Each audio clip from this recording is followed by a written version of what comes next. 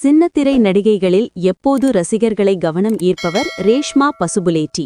G Tamil தொலைக்காட்சியில் ஒலிபரப்பாகும் கார்த்திகை தீபம் நிகழ்ச்சியில் சாமுண்டீஸ்வரி என்ற மாமியார் கதாபாத்திரத்தில் நடித்து வருகிறார். இவர் வழக்கமாகவே தனது இன்ஸ்டாகிராம் பக்கத்தில் அவரது புகைப்படங்களை பகிர்ந்து வருவார். இப்படி இருக்கும்போது அவரது இன்ஸ்டாகிராம் பக்கத்தில் அவரது கழுத்துக்கு கீழ் எடுக்கப்பட்ட புகைப்படங்களை பகிர்ந்துள்ளார்.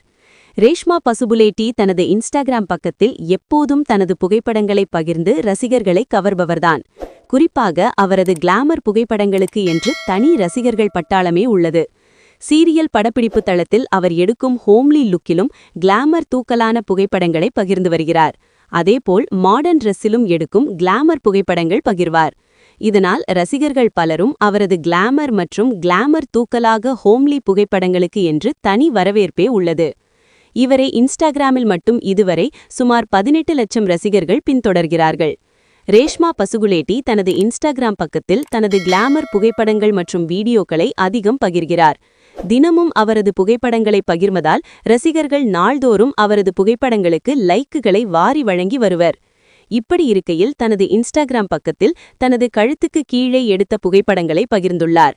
வெள்ளை நிற காட்டன் சேலை அணிந்து கொண்டு அவர் எடுத்துக்கொண்ட புகைப்படத்தை பகிர்ந்துள்ளார்.